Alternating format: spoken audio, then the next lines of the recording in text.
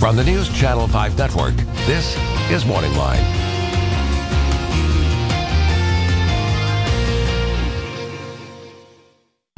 Good morning, everyone. Thanks for joining us on MorningLine. Nick Barris here on a Thursday.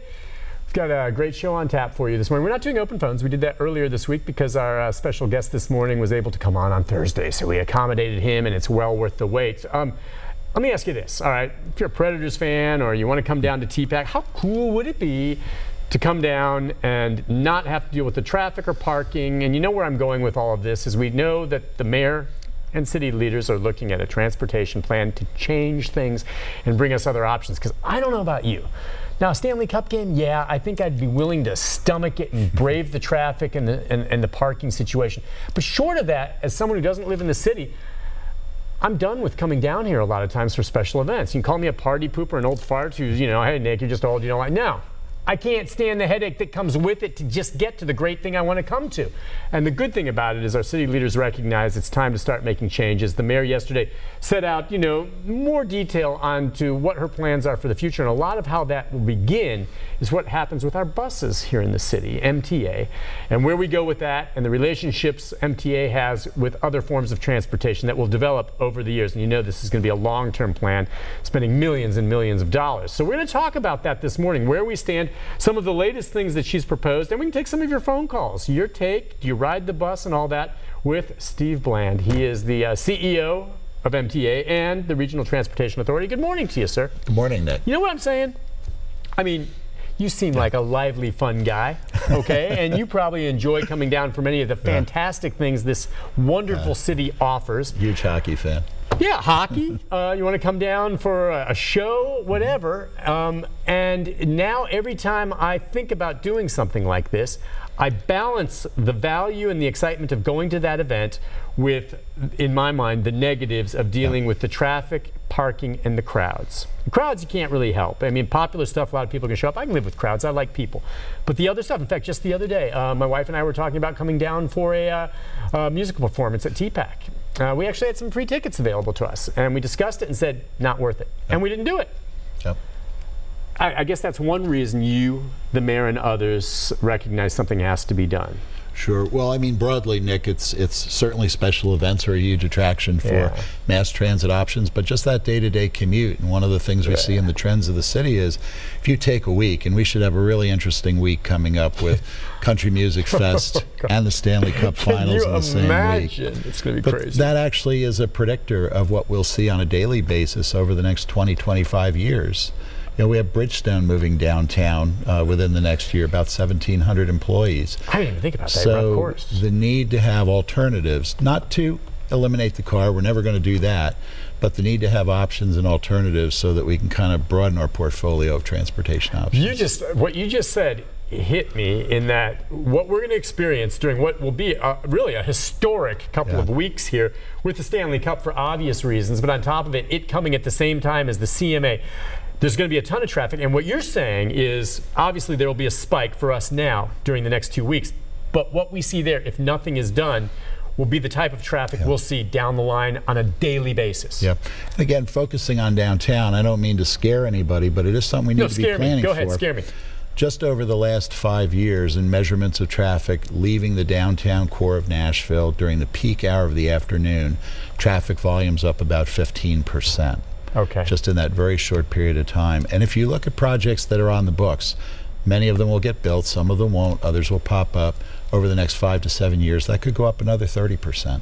All right. Well, our mayor recently charted what they term as a I guess, near-term path for delivery on our transportation goals, okay? And the whole idea, release of the ambitious action agenda, moving the Music City, and it lays out the mayor's vision, special projects, programs, and MTA centers. And I know you're very involved with all of this. Tell us a little about that. Sure. Actually, just yesterday, Mayor Barry unveiled her Moving the Music City Transportation Action Agenda. And one of the criticisms we've seen recently is, oh, everybody's doing a plan. We have the walk-bike plan, we have the in-motion transit plan, We have the parks plan, and I think the thing that the mayor's action agenda does is really tie all those together, put a bow on them, and say, yeah, we're working on long-term things, but there are things we can do in the short term. Right. And one of the key things I think that this document recognizes, and certainly encourage everybody to go to the mayor's website and download it and read through it. Hold it up just for folks. It's not gigantic, but I mean, it's very readable, lots of pictures. Yeah. But one of the things she recognizes is it's not just transit over here and sidewalks over here and roads over here and traffic signals over here and how we develop over here, that it's all connected. They all have to be working together. All the various agencies that are involved, whether it be MTA, Metro Public Works, TDOT, all need to be working in tandem and all need to be working collaboratively toward common goals for our city and for our region. All right, so from your perspective and your position with MTA, okay, buses are already here. But it's finding better ways to do busing and thinking ahead to how you may connect with whatever comes down the road? Right, exactly. When we were doing the N-Motion plan last year, we heard from hundreds, if not thousands of people. I would absolutely look at a mass transit option if it were more competitive to my auto trip. So in other words, if it were faster, more direct, I had safe, free parking available to me, I would absolutely consider it. In fact, coming back to your point about special events like TPAC or the Predators, in a number of events, I'd have people say, look, I can't realistically use mass transit on my job. I'm going door to door. I'm all over town. But man, wouldn't it be cool to hop on a train or hop on some express bus that got me through traffic and to that event much more quickly, and frankly I wouldn't have to worry about maybe that extra beer I might want to have at the game. Right. I mean, that's the whole thing. I would imagine the polling that you've done, and I know you're right, there are some jobs where you need your car. And certainly even with me coming to work, it's nice to have the convenience of the vehicle. Sometimes I have to take off on my own to run something or meet a contact or a source by myself.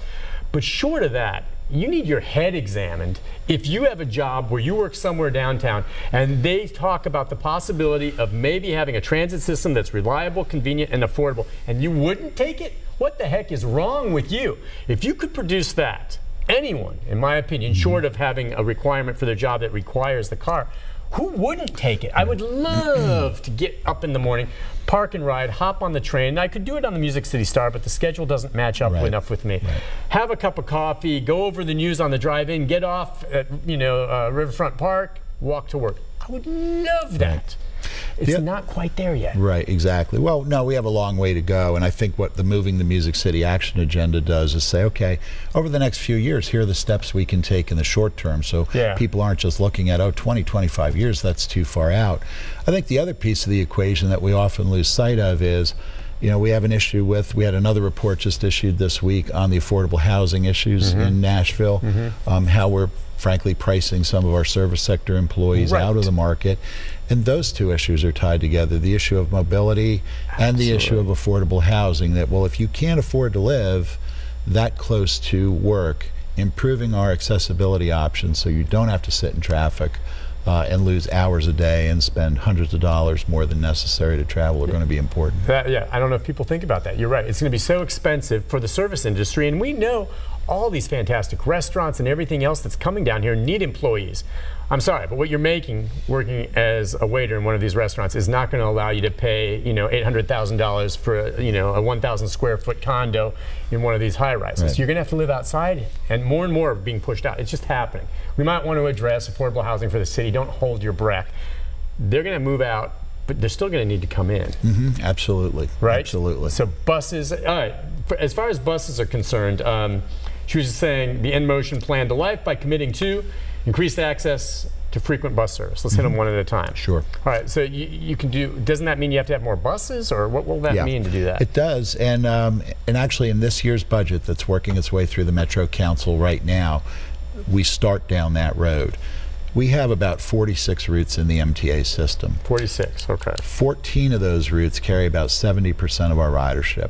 Okay. So I'm sorry, how many? 14 of those routes carry about 70% of 34,000 daily riders. So the idea is to make those routes more frequent, run longer hours.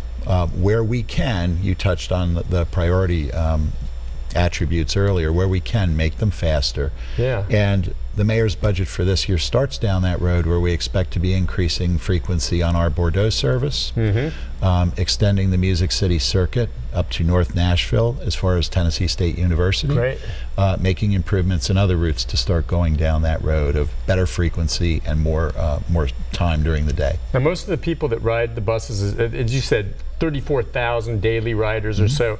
Where do most of them live? Or, I mean, you get a handle. Are they people coming from some of the area? It's obviously in Davidson County, right? Or how far out does the bus go?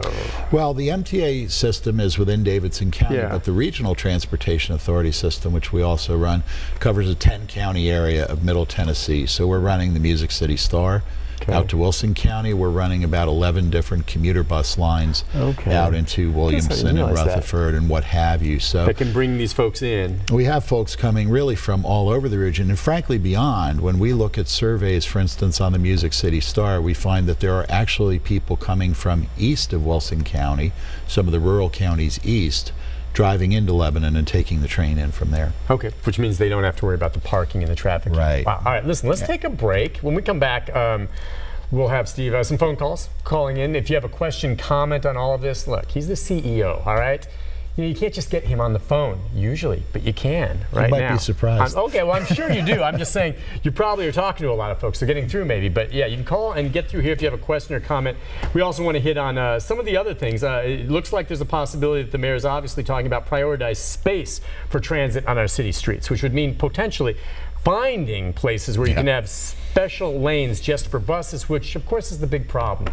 Buses are great, but they're subject to the same traffic delays that all of us are in the cars, which can delay things when there's a wreck or something. You have a specialized lane just for you. It'd be great. That's what you have. A lot of cities do that, right?